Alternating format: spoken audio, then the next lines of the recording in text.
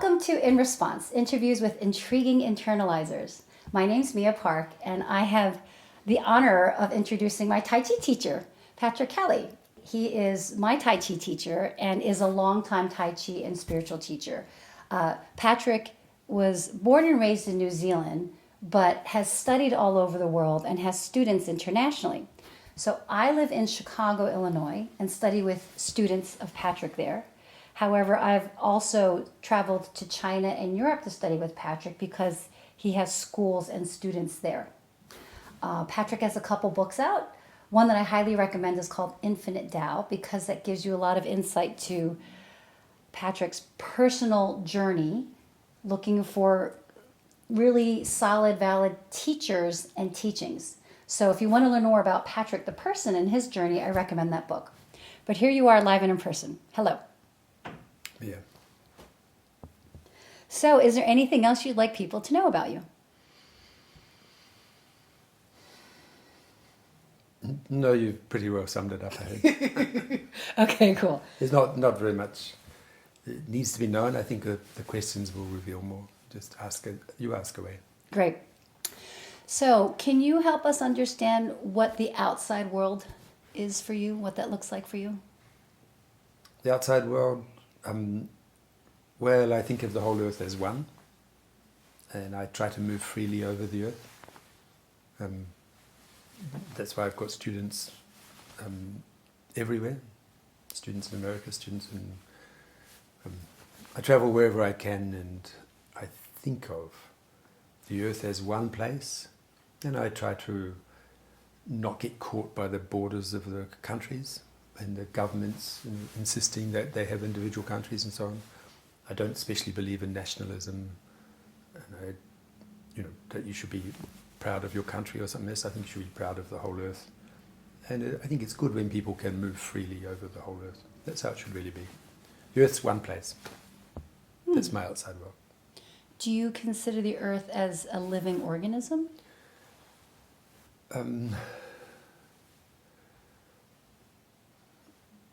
one sense, yes. I consider that there's an intelligent being that manages the earth. But if you think of the dirt, that's like thinking of your finger as a intelligent, as an intelligent being. It's not really. It's just a part of your body. So the earth, as we see, is part of the body of an intelligent being. That's great. Can you share with us what your internal response is, or how you engage internally with that outside world you just shared with us? Engage internally with the outside world. Well, I think the outside world and the inner worlds exist simultaneously at all places. So as I move freely through the outside world, or attempt to move freely through the outside world, then I attempt to take care of whatever inner responsibility arises at that particular place where I am, and that will also determine where I go at any particular place. So there's some simple things like family, and I have 4 children. Sometimes I need to be places for those 4 children. My parents are dead, but there was a time when I needed to look after them. And then there's the students that I have, and wherever students sort of gather, then I feel some responsibility to move to that place for some time and do what I can. So at this stage, for the last 20 years, you might say, I move through the outside world. In response to the inside world. So I don't just move through the outside world because of the outside world. I move through the outside world in order to take care of the things of the inside world. That sounds like great advice for someone. Well, that's why I don't like restrictions on the outside world, because otherwise it restricts the response to what's needed from the inside. So because this is August 2020 and we're dealing with a global health pandemic in the outside world and the pandemic for racial justice right now, what kind of internal response do you have to those major global events that people are going through? Well, I personally think the present major event is just another example of the unbalance of the outer world. I think it's just a temporary and not overly major thing, so I don't overreact to it too much. I attempt to keep moving freely about in the outer world, to keep taking care of the things from the inner world. So I ignore as much as possible the overreactions of undeveloped people to the external perceived difficulties. So I could see how someone might think that was a strong statement or might judge you for that because there's so much fear of the pandemic out there. Do you have a response to people who may judge you that way? Well, I'm not scared. I expect, if you live like I do, you expect to be judged by people who live in a different way. If people live their life in response to the external world, then they don't always they can't always understand, appreciate, and so consequently may attack or condemn somebody who lives in another way. And I think it's just part of being in the world and attempting to take your cues and your responsibilities from the internal world rather than the external world. So people lost in the external world, you'd expect them to, that's right, not understand, get angry, attempt to push you into their way of thinking. I just try to slip past them as softly as possible. I think that's very encouraging to hear. I really appreciate how you just explained, like what you do. I heard you say that you slip past them as, I think you said, as gently as possible. Right. I really appreciate that because I think that there's so much action based on strong emotional feelings that people have. So I think that you responding that way to people who may judge you is a wonderful sign, a result of practicing. And I would think that people watching or just on your own, I think that people long to be able to respond that way, to slip past pressure with as much gentleness as possible in their individual lives. So can you maybe recommend or suggest to, say, the layman how they could possibly become that kind of person or have the fortitude to respond that way to life? Sure. Well, of course, in a sense, because we've taken Tai Chi as one of the central practices, of our central internal practices, of course, this is the speciality of Tai Chi to yield to and neutralize, not to go against, not to push back, allow a certain pressure from the people, from just to yield a little bit to it, neutralize a little bit, and go on with your life. Not if you push back, then you get stuck with the reaction and you get involved in the thing. That's from looking at it from a Tai Chi point of view. Practically, what it requires is that in your deeper self, you have a certain strength, and if you have that strength, then the outer self doesn't need to be so hard and inflexible, because I can flex on the outside and the inside remains resiliently strong. There's no threat. So when I give way a little bit to whatever people are pushing from the outside, I don't feel any inner threat from that. And if you don't have that inner strength, then you will push back and try to hold your position and defend it, because there's weakness inside. If you don't, you get squashed. Outer life will squash you if you don't hold your position, unless you have something inside you that can't be squashed, like a strong resilience. And you can let the outside press on you, and you'll just bounce back again. That's the way of looking at it. That's great. I guess for people who are new to Tai Chi or to you, let's start with the basics. So, what to you is Tai Chi? Well, Tai Chi is a very big concept. It goes right back into Chinese philosophy. The concept of Tai Chi was the highest concept that really existed back in the time of when they, the last wave of Chinese internal teachings from the Yellow Emperor. We can say 7,000 or 8,000 years ago. And Tai Chi was really the highest concept at that stage. The Tao, the sense of the Tao didn't even exist. The word Tao wasn't used back in those days. So the word Tai Chi really meant the highest thing that you can conceive of. So that's the basis of it. And of course the Tai Chi 2 or the Tai Chi diagram is the Yin Yang diagram as people know it, which goes right back as well. Tai Chi is really we can say it's really a description of the whole universe. It's a very big thing.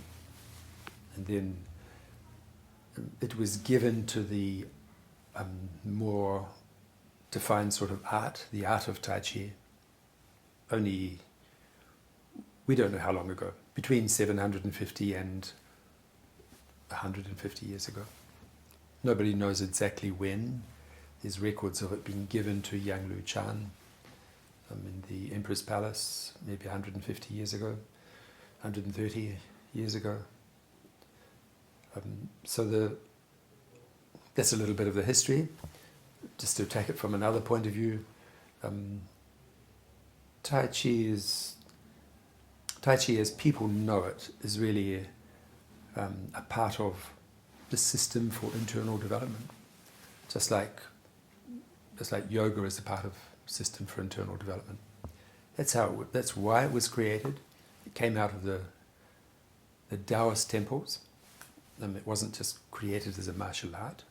It wasn't created as a martial art and then people tried to use it for internal development, any more than yoga was created as a body beautiful thing and then people tried to use it for internal development.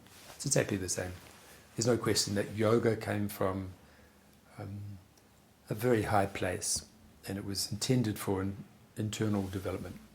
And it has the yoga that starts with the body, then the yoga that goes to the body's energy, then the deep emotions, and then the deep mental, and so on, and then beyond.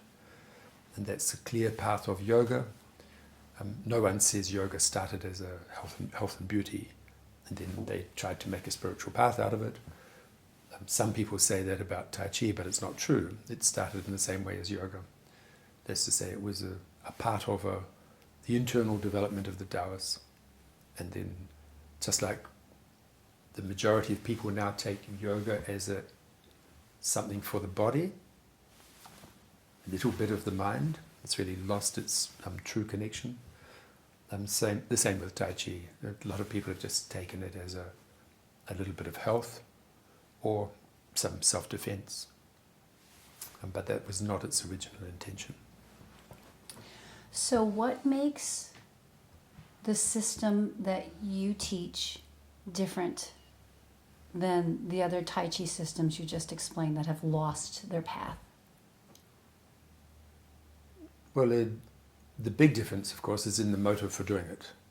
So I began Tai Chi looking for an internal path, the path of internal development. That's how I began it. And so I met the teachers for whom that was true. And if you begin it as a martial art, you'll meet martial art Tai Chi people who've only taken a very small element of it. And if you begin it for your health, you'll meet teachers who've only done it for the health and taken it in that very small way, just like for yoga. So I sought out teachers I really sought out teachers who knew something about the true internal training. That's to say, people who'd learned for a long time from their teachers who'd learned from a long time, back in chains of knowledge that came down from above. And I wasn't looking just for an average, like local community center yoga class, Tai Chi class. That didn't interest me at all. So I sought out the people who were fully involved for a long time with good teachers on a good path. And it just happened to be that some of the first teacher I met was using Tai Chi as the physical introduction to the path. So you talked about something from above, and then I think about the individual. So do you think that there's a deeper reason why each individual may want to or should develop their inner selves? Or is it just merely so each person can feel better and be happy or feel at peace? There's not the slightest doubt in my mind that people come onto the earth with one purpose, and that's for for spiritual evolution, for their internal growth. That's the purpose on people coming here. But they quickly forget, because the body and the brain consciousness is so strong that they just get lost in the outer world from a very early stage. And part of that problem is that all of the impressions coming in from their parents, from the schools, from the television, from the news, from the things they see, is coming in on a very, very low level, a very physical oriented level. And there's not that many high impressions that they receive. And so very quickly their inner knowledge of why they're here, because every person comes in with that inner knowledge, is buried under the gross impressions that come in from normal life. What people think of their highly refined culture was really gross impressions from a deep spiritual point of view, and it buries the knowledge inside people very early, and then they get lost in life and forget why they're here. But there's no question that the purpose, everyone comes onto the earth, is for their internal evolution. So why do some people not choose to internally evolve, and why is it so hard to do it? Why do people not choose it? It's a very difficult question to answer, because there's so many different situations for the people that come in. I think that an individual doesn't escape the conditions created by the whole of humanity. So we don't come in free from all of the effects of the other humans. And if the mass of humans are very body-centered, physical-centered, brain-centered, as part of the body, the individual comes into that situation and is quickly swamped by the other billions of people who are body and brain-centered. And so that's one of the things that you can't. It's difficult for individuals to escape, you might say, the group karma of the whole of the human race.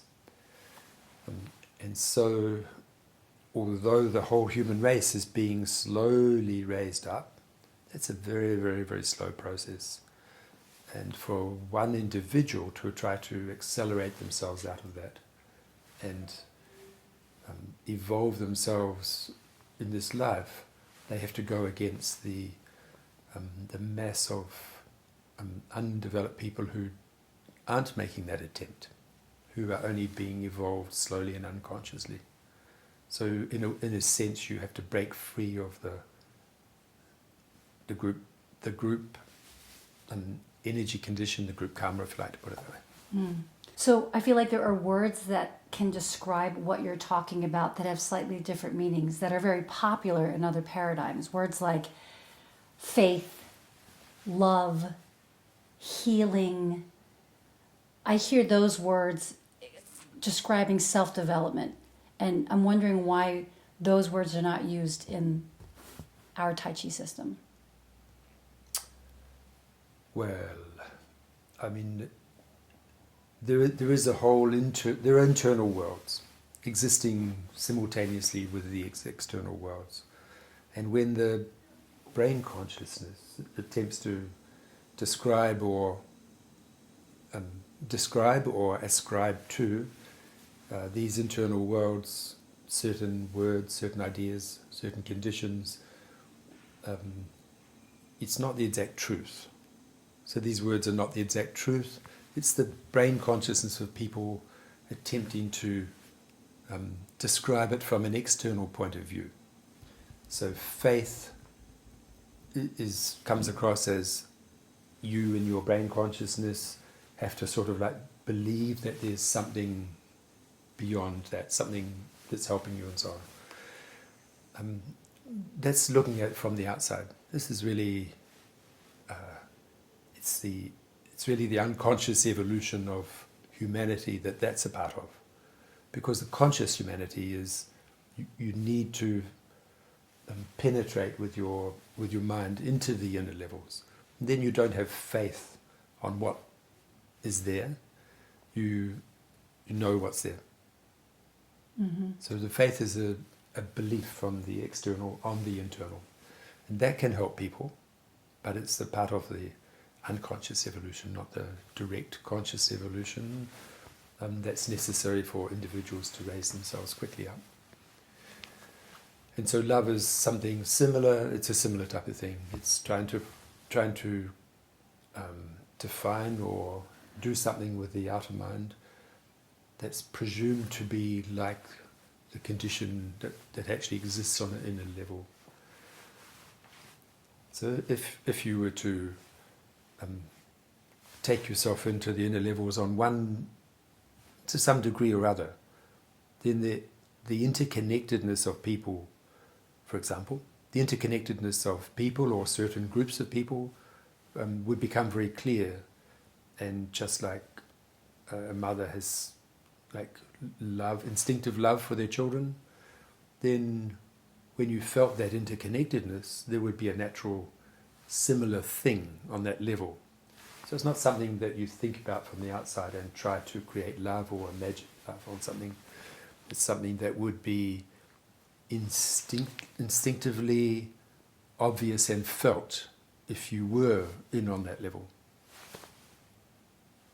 I'm just trying to describe the difference between ascribing qualities from the outside and attempting to duplicate them, to have faith, to have love, to be healing and so on, as opposed to taking yourself into the inner levels or attempting to do it, bringing your mind down to that level and beginning to work truly on those levels where you might say healing takes place, where love appears, where there's not exactly faith because you're absolutely clear that these things are existing. Mm-hmm. What someone on the outside might have is faith. Enough. Okay, big picture. Why are people born to work on their spiritual development? What's it all about? Well, when the picture becomes too big, it's too big for a human mind to appreciate. There are bigger pictures than the human mind can manage. So we have to bring it down to a picture that we can, my human mind, while you're in a body. So we don't know that, nobody knows the ultimate purpose of life. Not even the good teachers who've lived for 100 years or more that I know, and some of the teachers have lived for 100 years or more. They don't know the ultimate purpose. They know beyond what I know. And some of them I knew over 30, 40 years. After 30, 40 years, they knew more than what they did when I first met them. But the ultimate purpose of life, we can't quite be sure about. We can only know what is. And that is certainly that beings do come onto the earth. And this is the condition that we've been given. And these are the conditions that we accept. And when you come onto the earth, as one of my teachers said, a veil is drawn across your eyes. And that's a condition of life. In accepting, we forget our past lives, we forget what the truth is on the inner levels, and that places us, here's why, from my point of view, that places us in a tremendous struggle with the forces of outer life, with the body, in ourselves, the body and the brain consciousness, which people think is everything, but it's just nothing, in ourselves, and all of the forces of outer life, these big forces, the governments, the legal system, the medical system, the financial system, all of these big things that push everybody around. So, in order to develop yourself, a very big struggle is created between this small thing inside you, small real thing, and this big, less real thing. And so that intense struggle to survive and grow produces, the intensity of the struggle produces an accelerated development. So once out of a body and back where you can see the external conditions and the veils are pulled aside up to a point, the intensity of the struggle drops right away, and the resulting growth is very, very small and slow compared. So this is a place where people can accelerate their growth. And that's why these difficult conditions are here. To encourage us to...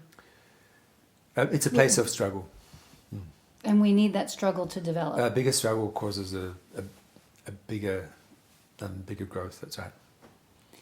I mean, everybody knows that you put a child in the very easy conditions where they don't have to struggle at all, they've got plenty of money, they don't have to work, they don't have to do anything, and see what happens as they become a teenager and grow to an adult. And then you place another child in the conditions where they barely have enough food, they have to struggle, they want to be educated, they've got to walk 30 kilometers to school or something, and that child grows in a completely different way.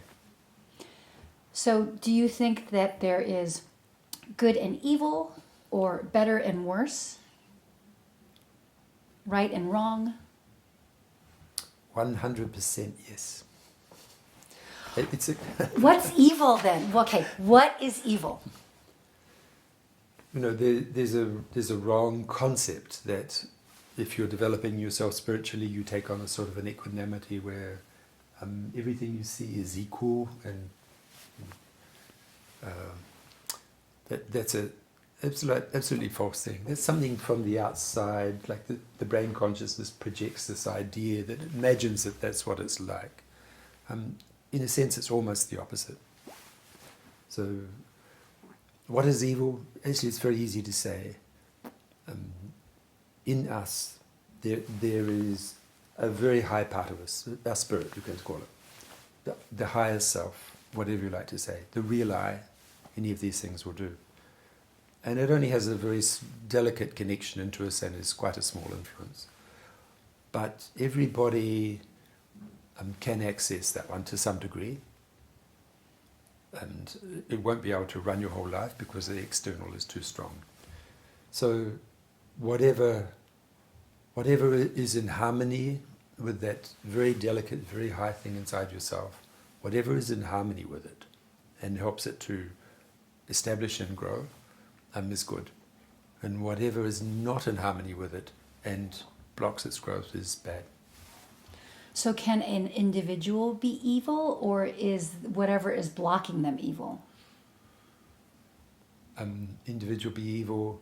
Well, every person, as to the best of my knowledge, every person has this very, very high, very pure thing inside themselves.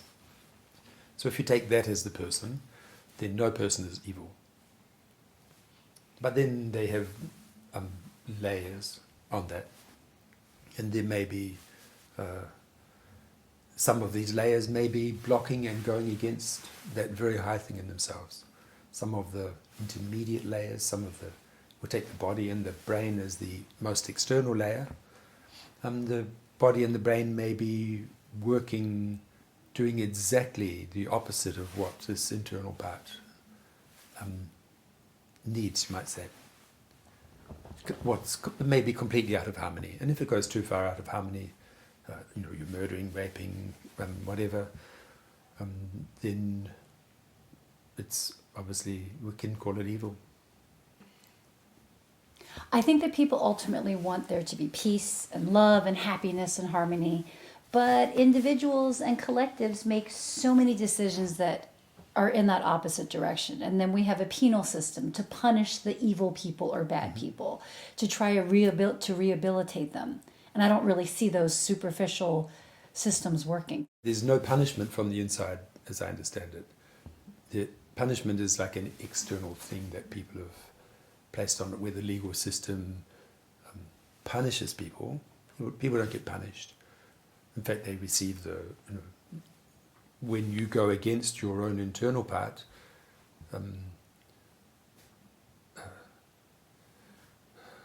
there's no real punishment for it. There's just a result. There'll be a result that you'll need to deal with. That's all. Oh, I appreciate that. Because that makes me think of society trying to create peace by implying mores and values on a group that the group may not agree with. Right. Well, that's external morality. It's of just no meaning from an internal point of view. So, Patrick, do you still have the same intention now behind teaching that you did when you started? I would say it's just a yes. It's just a more refined, of course. My understanding of what I'm doing is more refined, but the basis of the intention is the same. I began teaching not because I wanted to be a teacher. I didn't really want to teach. I just wanted to learn. But I just came into the situation where people wanted me to teach because I had learned something. And I tried to avoid it in the beginning, you might say. So the Tai Chi people, because I learnt well from a good teacher, then people wanted me to teach them, but really I wanted to just keep learning. So I began to teach. And I've never taught as my living. I refused to do that, and I've never really taught full-time. There have been periods where I've taught every day, but it's one class a day or something. I've never done 5 classes a day or anything silly like that. But for most of my life, for the last 20 years, for example, 25 years, maybe 30, I only teach seminars, and I maybe teach one every few months. And in between, I usually don't teach. So most of the time, I'm not a teacher. I'm a learner. And I think that's the way it should be, that your learning is the basis of your teaching, and your learning process is more work and time should go into your learning than goes into your teaching. Otherwise it gets out of balance. So first, people wanted me to teach and asked me to teach because they saw I knew something, and then later my teachers asked me to teach. And then later, from inside, I'm asked to teach. So that would be the evolution. That's why I taught, never because I want to be a teacher. That is great advice, to make sure that you're learning more than you're I'm right. teaching. So how will you know that you've been a successful teacher when your time comes to stop teaching? Well, I might even know before, because you're watching. My aim was always, my idea was, if I can produce 100 competent people, and then each one of those can produce 100 competent people, that's 10,000. And each one of those produce 100. It's just like 3 generations, and we're up to quite a large number. About 1 million people. That's 1 million people competent. That would be a tremendous effect on the world. Now, it's obviously a little bit unrealistic, but that's how I think of it. That's how, without being too over-optimistic, because I think if I spend my whole life and produce 100 competent people, it's not like I'm trying to teach tens of thousands or something like this one, as some people do. And so I mostly limit my core group to 100, and that's, you see the seminar we're just doing is 100, and I keep it at 100. But that 100 is drawn from a few hundred, because some of them are on and off, coming, going. So I have to have a few hundred in the background, so I can draw 100 who I'm, and so I will know if it's a success if I do produce 100 competent people who are now passing on something true in a world where there's so much spiritual practices that are really just coming out of the smart brains of people and not really coming down from above. Do you have any regrets as a teacher?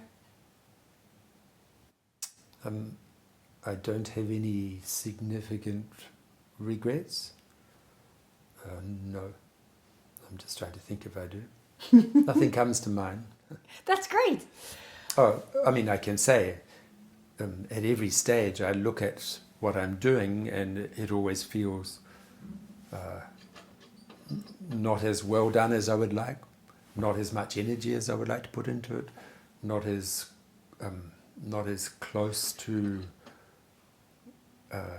what I feel is perhaps the ideal thing as possible. So at every step I see not perfect by some degree. But that's not really a regret. That's because I accept that, because you just can't make perfect steps. What's your main wish for your students?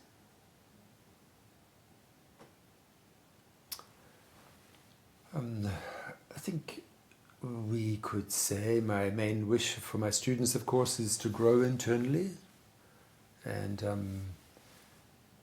I believe every person who comes onto the earth, no matter where they begin, no matter what level they begin, can pull themselves through to the level where they don't need to come back onto the earth to continue their development. What some people think of it as some degree of enlightenment, which some people think of as some big final step, but is really just it's just the stage where you can continue to grow without needing to come back into a body. So once your being on a slightly higher level grows strong enough, it's like a small child. It can grow on in the internal worlds without requiring a body. And when it's very small, it will require to come back in a body. So my simple aim is to bring as many of my students through to that level as possible. 100 competent people. Exactly. So how do you see your future of teaching? What I have done over my 45-year teaching level is, as my own level raised, naturally enough, I can emphasize more the more internal aspects of the teaching. So I could only teach the level I was on. And 45 years ago, I started 47, really 49 years ago I began, I suppose, of the internal things. So you can only teach the level you're on, although you can introduce the concepts of a level a little bit beyond what you know but can't really express. But as my own level raised, I was able to shift the emphasis of the training deeper into the system, if you like, you might say, to reflect my own understanding. And the hope was, of course, that some of the students have been training 30, 35 years, that they were also, their level was raising enough that they could also shift their training correspondingly. And the new people who were coming in would usually adjust to it. So as my teaching was becoming more internal, it attracted new people who were more suited to that. Whereas in the beginning I attracted new people more suited to the level I was training. So everything takes care of itself in that way. Almost like a self-selecting system. Exactly, yeah. Because I don't really advertise and try and get students in that way, I rely on people finding about what I teach and feeling some sympathy or connection with it and coming for that reason. And that way you get the students who are suited for the time. Whereas if you just advertised wildly and made a lot of false claims or over-exaggerated claims, you would bring in a big mass of people, but most of them wouldn't really suit. Not designed to be there, and they will just leave after a while. You know, a person's guide can, if the guide knows what's available, and when the person needs it, they will edge them towards the teaching that they need. So I would rather have these people flowing in not too great a numbers than just random people who happen to like the ideas or the pictures or want to get the power that they think is available and so on. So, Patrick, you talk often about each individual having a guide. Can you explain more about that to people who are not aware of that? Sure. So this is the system that we come here in, that every spirit or soul or whatever you like to call it, every individual who comes into a body, in order not to get completely crushed and lost by the external world and the rough nature of all of the external forces.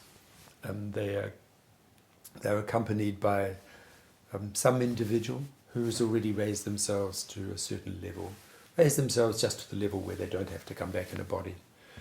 And that person comes in with them, and we call them the inner guide. And this has nothing to do with the spirit guides of the shamans, the animal guides, and so on and so on. It's more like your guardian angel. But it's not the angels of the angelic people who think they've got this angel coming and this angel coming and so on.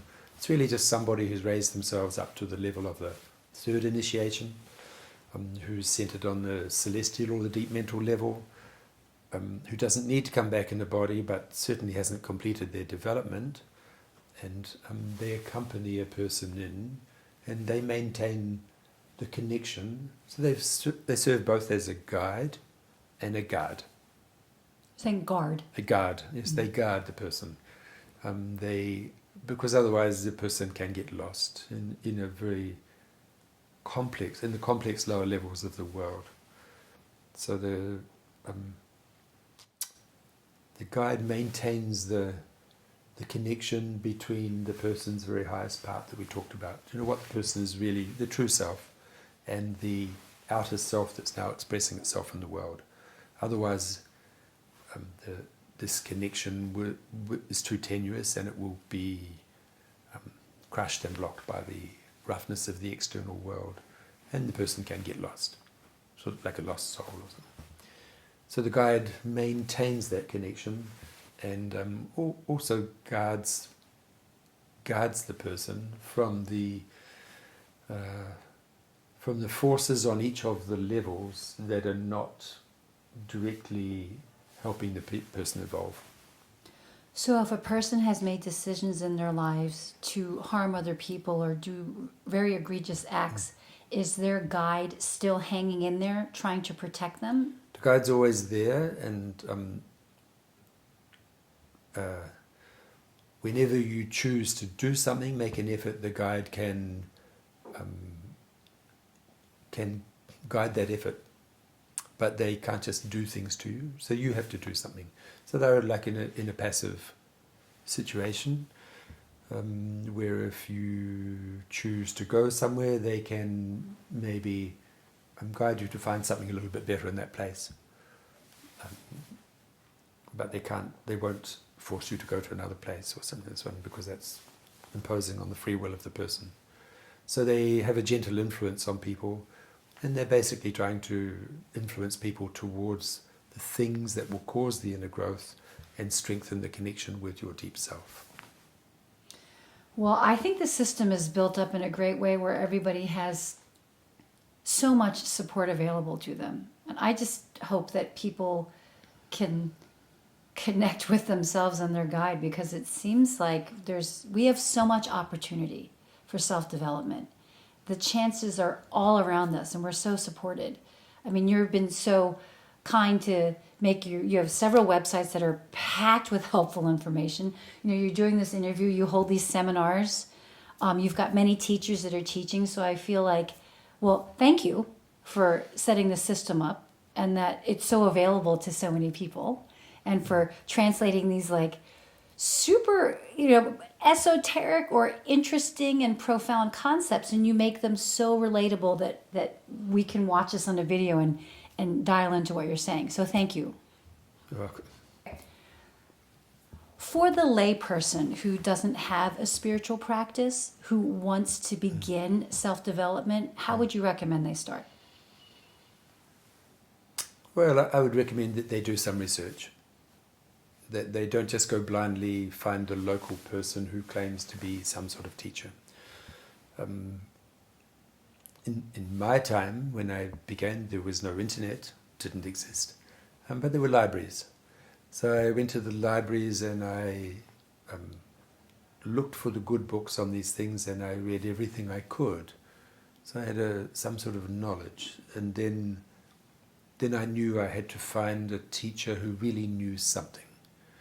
Not just the teachers who claim to know something and teachers who know little bits, but the teacher who really knew something about the internal system.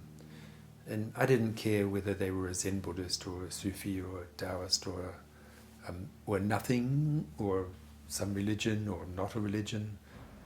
I had no interest in that at all. I only knew that you had to find somebody who had genuine inner knowledge of the things, and not just the outer knowledge that you so often get.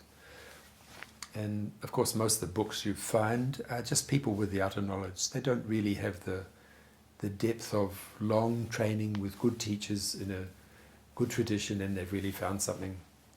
So the mass of books, you have to find your way through them in order to find the few that really have something. And then I went in search of a teacher, and that's what I recommend. First research the subject. And if there's some teacher that comes into your view, research the teacher. Don't just believe what they say. Look into their history. Because, I had 3 major good teachers.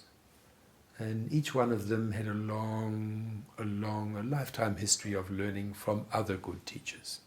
And each one of them was supported in their teaching by their teachers. So when you find someone who's like gone away from their teacher, or rejected by the teacher, or they've rejected their teacher, it's like a broken tradition. You have to be very careful. Or someone who didn't really have a teacher, they just read a lot of books and made up a system, put their name on it and charged some money for it. You can forget about those ones. So you have to look into the history of the teacher, see whether they teach freely, see whether they teach honestly, and make sure that they have a long tradition of learning with previous good teachers who have a long tradition of learning with previous good teachers. Because what's necessary for real teaching is that there's some inner force, and that comes down through these chains of teachers. So if the teacher is not a recipient of that type of force, it will just be an external, out of the this big monkey brain that people have. We have about 3 times the number of brain cells as a chimpanzee. So that from the brain you can be quite smart, but it will never work for the internal world. So, research, and when you start to look at teachers, research their background. If the teacher claims to be like the Messiah, or the greatest in the world, or if you come to them, they'll save you, and if you don't, you go away, and all of these Messiah complex things, if the teacher puts on too many shiny clothes and too many big hats, sits too high up, asks you to call them too fancy names, then you should also think twice about it. Because the best teachers that I ever met were very, very humble, very normal people. And inside they were very high level, and outside you couldn't see it. And the people who appeared very big on the outside, inside were very small. That's another thing I appreciate about this system, that you look normal. I mean, you look like I'm it. semi-normal. We know differently, though, don't we? But no, you present the people in this system are not overly anything. They're not too weird. They're not too woo woo. Right. These are a very lovely, normal. It's a very wonderful community, and I think that's how you can also judge a great system and a good teacher, is by the students. And you've had students for decades. You're absolutely right. I should have added it. Look at the students here. Look at the people who've been there for a long time and see what's happened. So, are you happy? And does that scale even matter to you? Let me see. When the inner part of you becomes stronger, which must happen if you train in a reasonable way for a long time. It just happens it's like inner growth, inner evolution. Then when you're following that inner part, there's a type of a contentment and a peace and a satisfaction. And when you're not following it, of course, there'll be a type of discontent, in a slight unpeace, in a such a word, which is not. Uncomfortableness inside yourself and a tension inside yourself and so on. So when I'm following that inner part, then I can say, yes, I'm very peaceful. And if I slip, if I make some mistakes, if I don't hold it all together perfectly, then in that time I'm not happy with myself, you might say. But it's more just that you lose that deep inner peace. Sort of goes away a little, and you realize you need to adjust the path a little bit back on in tune with what's something that's deeper again. Do those moments happen less and less for you? You less and less swing to the side. So when you're younger, sometimes you do things and then you realize it's really not right in these terms. So it's more like just a slight waver. Oh, this could have been done slightly better, rather than wildly off to the side. So it's a small, small wandering to the side of the path rather than wandering off the path. Cool. Approaching the border of the path, in danger of going off and coming back. So thanks so much for watching this interview series. I'm Mia Park. It has been an honor to interview Patrick Kelly, my Tai Chi teacher. And make sure that you follow up and read about Patrick Kelly. There's the website 9clouds.ch and patrickkellytaichi.com. And that information will be in the links provided. So thanks so much for watching, everyone. Thank you, Patrick. Ciao. Ciao.